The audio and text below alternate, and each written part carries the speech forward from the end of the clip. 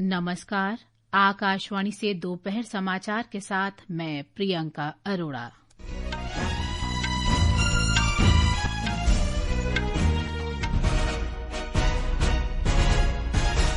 प्रधानमंत्री नरेंद्र मोदी ने नई दिल्ली में सांसदों के लिए 184 बहुमंजिला फ्लैटों का उद्घाटन किया। श्री मोदी ने इसे एक भारत श्रेष्ठ भारत की भावना का प्रतीक बताया। बिहार में संशोधित मतदाता सूची और अन्य मुद्दों पर संसद में गतिरोध जारी। भाजपा ने झूठ फैलाने और चुनावी प्रक्रिया के खिलाफ निराधार आरोप लगाने के लिए कांग्रेस की आलोचना की। ऑस्ट्रेलिया के प्रधानमंत्री एंथनी अल्बनीज ने कहा, ऑस्ट्रेलिया सितंबर में संयुक्त राष्ट्र महासभा में फिलिस्तीन को देश के रूप में मान्यता देगा। और मौसम विभाग ने आज उत्तराखंड, हिमाचल प्रदेश और पश्चिम बंगाल में हिमालय के तराई क्षेत्र में मूसलाधार वर्षा का अनुमान व्यक्त किया। अब समाचार विस्तार से। प्रधानमंत्री नरेंद्र मोदी ने आज नई दिल्ली में बाबा खड़क सिंह मार्ग पर सांसदों के लिए नवनिर्मित 184 टाइप 7 बहुमंजिला फ्लैटों का उद्घाटन किया। इस अवसर पर श्री मोदी ने कहा कि 21वीं सदी का भारत अपनी जिम्मेदारियों के प्रति संवेदनशील है और विकास के लिए आकांक्षी है। उन्होंने कहा कि 2014 के बाद अब तक सांसदों के लिए लगभग 350 नए फ्लैटों का निर्माण किया गया है।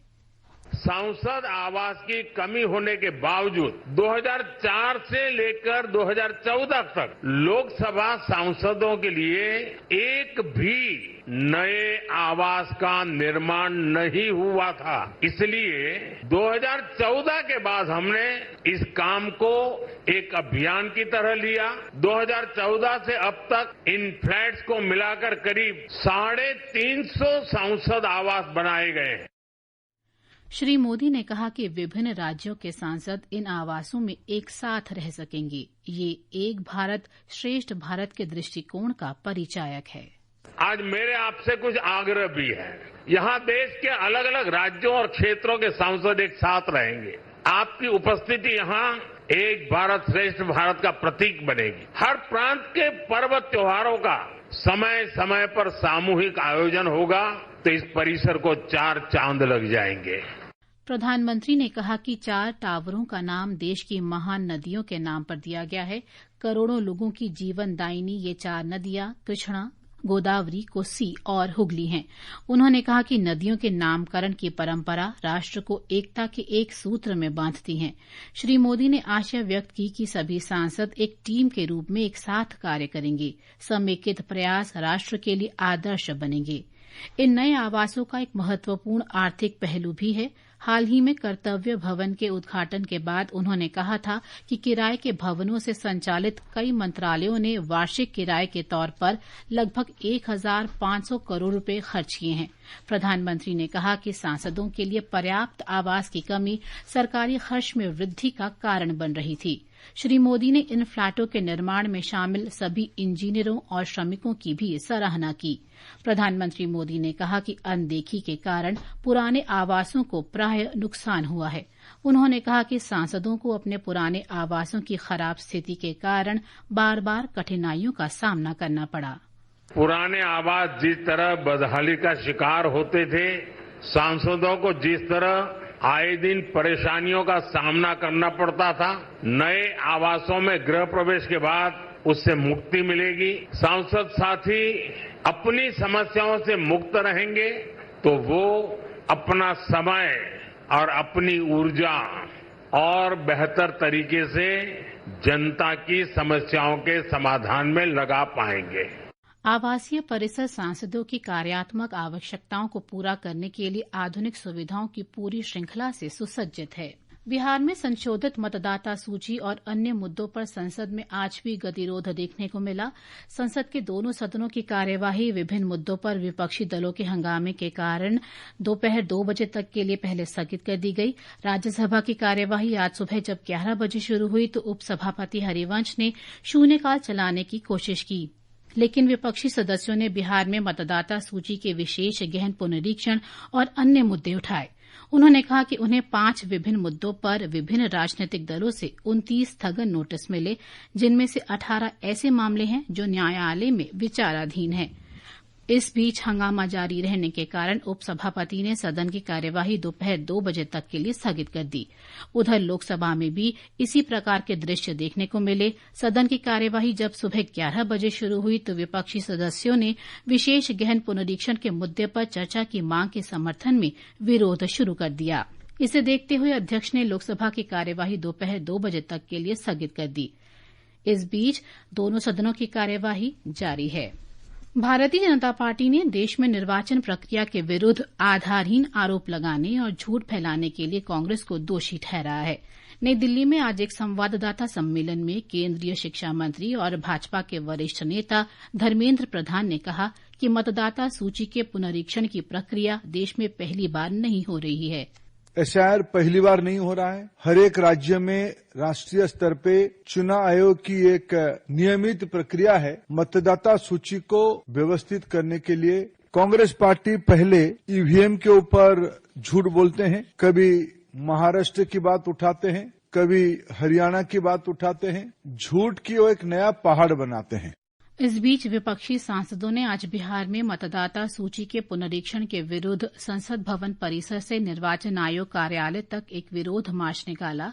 सांसद इसे वापस लेने की मांग कर रहे थे। कांग्रेस अध्यक्ष मल्लिकार्जुन खड़गे और पार्टी नेता राहुल गांधी, राष्ट्रवादी कांग्रेस पार्टी शरद पवार गुट के प्रमुख शरद पवार, समाजवादी पार्टी प्रमुख अखिलेश यादव, झारखंड मुक्ति मोर्चा नेता महुआ माझी, तृणमूल कांग्रेस सांसद डेरेक ओब्रायन सहित अन्य नेताओं ने इस प्रदर्शन में हिस्सा लिया। इस बीच संसद के कई विपक्षी सदस्यों ने विरोध के दौरान बैरिकेड से छलांग लगाने की कोशिश की। कानून व्यवस्था बनाए रखने के प्रयास में दिल्ली पुलिस ने कुछ सांसदों को हिरासत में ले लिया। संवाददाताओं से बातचीत में दिल्ली पुलिस के उपायुक्त देवेश कुमार महला ने कहा कि निर्वाचन आयोग ने अपने पास आने के लिए सिर्फ 30 सांसदों को अनुमति पत्र जारी किया था। इलेक्शन कमीशन इनके जाने का मुद्दा था। इलेक्शन कमीशन से हम कंटिन्यूस कोऑर्डिनेशन में थे। इलेक्शन कमीशन ने एक रिटर्न लेटर कल भी दिया था, आज भी एक ईमेल उन्होंने भेजी थी। कोई भी 30 लोग पार्टी के इकट्ठे होकर इलेक्शन कमीशन जा सकते हैं। इलेक्शन कमीशन उनसे बात करना चाहता था, लेकिन 200 के लगभग मेंबर ऑफ पार्लियामेंट मार्च करते हुए जब आए तो उनकी सुरक्षा की दृष्टि से और लॉ एंड ऑर्डर दृष्टि से उनको रोका गया, बैरिकेड लगा के उनको डिटेन किया गया वहां पे। लेकिन फिर भी वो जब नहीं माने, उनसे काफी रिक्वेस्ट की गई तो उन लोगों को डिटेन किया गया। संसदीय कार्य मंत्री किरेन रिजिजू ने निर्वाचन आयोग और सर्वोच्च न्यायालय जैसे संवैधानिक प्रतिष्ठानों की छवि धूमिल करने का आरोपी विपक्ष को ठहराया है। श्री रिजिजू ने कहा कि हालांकि निर्वाचन आयोग ने 30 विपक्षी सांसदों को अपनी चिंताओं से अवगत कराने के लिए चुनाव पैनल के साथ बैठक करने की अनुमति दी है। भाजपा सांसद अरुण सिंह ने आकाशवाणी समाचार से बातचीत में कहा कि विपक्षी दलों को लोकतंत्र में विश्वास नहीं है। संवैधानिक संस्था पे लगातार आक्रमण करने का काम यही विपक्ष का एक रवैया रह गया है। लोकतंत्र पे विश्वास रखते नहीं है और बार बार चुनाव आयोग ये कह रहा है कि किस प्रकार से आप गलत आरोप लगा रहे हैं। कोई इश्यू नहीं है। एक तरफ प्रधानमंत्री मोदी जी के नेतृत्व में भारत आगे बढ़ रहा है, वहीं दूसरी ओर अनावश्यक मुद्दा उठा करके जो तथ्य से परे है संसद को बार बार बाधित करना, यह जनहित में नहीं है, लोकतंत्र के खिलाफ है। ये समाचार हमारी वेबसाइट www.newsonair.gov.in और हमारे न्यूज ऑन एआईआर ऐप पर भी उपलब्ध हैं। दोपहर समाचार में आपका फिर स्वागत है। केंद्रीय संचार मंत्री ज्योतिरादित्य सिंधिया ने आज कहा कि भारत संचार निगम लिमिटेड बीएसएनएल और अग्रणी वैश्विक प्रौद्योगिकी कंपनियों के बीच सहयोग कुशल और भविष्य के लिए तैयार टेलीकॉम कार्यबल निर्मित करने में एक महत्वपूर्ण कदम है। श्री सिंधिया ने नई दिल्ली में डिजिटल कौशल पहल के लिए एरिक्सन, क्वालकॉम, सिस्को और नोकिया सहित बीएसएनएल और 4 अग्रणी वैश्विक प्रौद्योगिकी कंपनियों के बीच सहमति पत्र पर हस्ताक्षर किए। श्री सिंधिया ने कहा कि ये सहयोग डिजिटल इंडिया और आत्मनिर्भर भारत के दृष्टिकोण के अनुरूप उद्योग अकादमिक साझेदारियों के जरिए नवाचार, उद्यमशीलता तथा डिजिटल सशक्तिकरण को बढ़ावा देने संबंधी सरकार की वचनबद्धता को दर्शाता है। प्रधानमंत्री नरेंद्र मोदी जी के नेतृत्व में जो एक नया सूर्योदय, जहां देश के मानव संसाधन को नया प्रशिक्षण विश्व स्तरीय कंपनीज के द्वारा दिया जा रहा है और इसके आधार पर हमारे देश के नौजवानों को विश्व के अनुसंधान, नवाचार का भाग होने का केवल मौका नहीं मिलेगा, पर इसका नेतृत्व करने का मौका मिलेगा। सूचना और प्रसारण मंत्रालय तथा राष्ट्रीय फिल्म विकास निगम द्वारा आयोजित देशभक्ति फिल्म महोत्सव आज से नई दिल्ली में शुरू हो गया है। ये महोत्सव स्वतंत्रता दिवस के उपलक्ष्य में हर घर तिरंगा अभियान के अंतर्गत 13 अगस्त तक सीडी फोर्ट ऑडिटोरियम में आयोजित किया जा रहा है। 3 दिवसीय महोत्सव का उद्देश्य लोगों में देशभक्ति की भावना को जगाना है। केंद्रीय सड़क परिवहन तथा राजमार्ग राज्य मंत्री हर्ष मल्होत्रा ने भी आज नई दिल्ली में हर घर तिरंगा अभियान के अंतर्गत तिरंगा यात्रा में हिस्सा लिया। लद्दाख में देशभक्ति की भावना जगाने और राष्ट्रीय ध्वज फहराने को बढ़ावा देने के लिए राष्ट्रव्यापी अभियान हर घर तिरंगा के अंतर्गत कल मनोरम जांगला पर्यटक शिविर स्थल पर तिरंगा रैली का आयोजन किया गया। स्थानीय पर्यटन संस्थाओं ने कार्यक्रम में सक्रिय रूप से हिस्सा लिया। उधर असम में हर घर तिरंगा अभियान के अंतर्गत नागरिक और सरकारी संस्थान पूरे राज्य में नियमित रूप से रैलियों सहित विभिन्न कार्यक्रम आयोजित कर रहे हैं। राज्य सरकार ने सभी सरकारी और सरकारी सहायता प्राप्त संस्थानों तथा कार्यालयों से हर घर तिरंगा अभियान में भाग लेने का अनुरोध किया है। सर्वोच्च न्यायालय ने राष्ट्रीय राजधानी क्षेत्र दिल्ली में कुत्तों के काटने और रेबीज के खतरे को नियंत्रित करने के लिए आवारा कुत्तों को तुरंत पकड़कर उनकी नसबंदी करने और उन्हें आश्रय स्थलों में स्थानांतरित करने के कड़े निर्देश जारी किए हैं। न्यायालय ने चेतावनी दी है कि इस अभियान में बाधा डालने वाले किसी भी व्यक्ति या समूह पर कानूनी कार्रवाई की जाएगी। न्यायालय ने कहा है कि आवश्यकता पड़ने पर अधिकारियों को बल प्रयोग करने की भी अनुमति है। न्यायालय का ये निर्देश बच्चों पर आवारा कुत्तों के हमलों की रिपोर्टों पर आधारित एक स्वतः संज्ञान मामले में आया है। ये समाचार आकाशवाणी से प्रसारित किए जा रहे हैं। ताजा समाचार जानने के लिए आप हमारे social media handle X @AIR News Hindi को फॉलो कर सकते हैं। ये आकाशवाणी है। ऑस्ट्रेलिया के प्रधानमंत्री एंथनी अल्बनीज ने घोषणा की है कि ऑस्ट्रेलिया सितंबर में संयुक्त राष्ट्र महासभा के 80वें सत्र में फलस्तीन को देश के रूप में औपचारिक मान्यता देगा। ये ऑस्ट्रेलिया की विदेश नीति में महत्वपूर्ण बदलाव को दर्शाता है। ऑस्ट्रेलिया का यह निर्णय फ्रांस, ब्रिटेन और कनाडा जैसे देशों के विचार के अनुरूप है। इन देशों ने भी फलस्तीन को मान्यता देने का संकेत दिया है। इसका उद्देश्य पश्चिम एशिया में 2 देशों के समाधान की दिशा में अंतर्राष्ट्रीय गति को बढ़ावा देना है।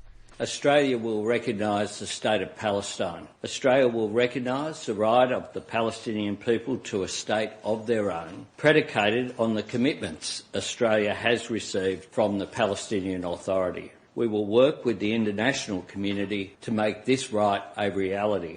मौसम विभाग ने आज हिमाचल प्रदेश, पश्चिम बंगाल के तराई क्षेत्र, सिक्किम और उत्तराखंड में मूसलाधार वर्षा का अनुमान व्यक्त किया है। एक रिपोर्ट। विभाग ने अंडमान और निकोबार द्वीप, अरुणाचल प्रदेश, असम, मेघालय, बिहार और पूर्वी मध्य प्रदेश में भी तेज बारिश की संभावना व्यक्त की है। इसी प्रकार की स्थिति हरियाणा, चंडीगढ़, कर्नाटक, केरल, माहे, पंजाब, तमिलनाडु, पुदुचेरी, कराईकल, तेलंगाना और उत्तर प्रदेश में भी रहने की संभावना है। इसके अलावा जम्मू कश्मीर, लद्दाख, गिलगित, बाल्टिस्तान, मुजफ्फराबाद, झारखंड और बिहार में तेज हवाओं और बिजली कड़कने के साथ गरज के साथ बौछारें पड़ने का अनुमान है। इस बीच राष्ट्रीय राजधानी क्षेत्र दिल्ली में दिन में तेज बारिश की संभावना है। भानु की रिपोर्ट के साथ समाचार कक्ष से वैष्णवी। आकाशवाणी का समाचार सेवा प्रभाग आज रात 9:30 बजे फोन इन कार्यक्रम पब्लिक स्पीक में अंगदान एक नया जीवन विषय पर परिचर्चा प्रसारित करेगा। इसमें राष्ट्रीय अंग और ऊतक प्रत्यारोपण संगठन की संयुक्त निदेशक शाइनी सुमन प्रधान तथा राष्ट्रीय नेत्र बैंक के प्रभारी अधिकारी तथा भारतीय नेत्र बैंक संघ के महासचिव डॉ राजेश सिन्हा भाग लेंगे। रात 9:30 बजे के बाद हमारे इन टेलीफोन नंबरों पर संपर्क किया जा सकता है। नंबर है 011-2371-7117। और अंत में मुख्य समाचार एक बार फिर। प्रधानमंत्री नरेंद्र मोदी ने नई दिल्ली में सांसदों के लिए 184 बहुमंजिला फ्लैटों का उद्घाटन किया। श्री मोदी ने इसे एक भारत श्रेष्ठ भारत की भावना का प्रतीक बताया। बिहार में संशोधित मतदाता सूची और अन्य मुद्दों पर संसद में गतिरोध जारी। भाजपा ने झूठ फैलाने और चुनावी प्रक्रिया के खिलाफ निराधार आरोप लगाने के लिए कांग्रेस की आलोचना की। और मौसम विभाग ने आज उत्तराखंड, हिमाचल प्रदेश में मूसलाधार वर्षा का अनुमान व्यक्त किया। इसके साथ ही दोपहर समाचार का ये अंक समाप्त हुआ। नमस्कार।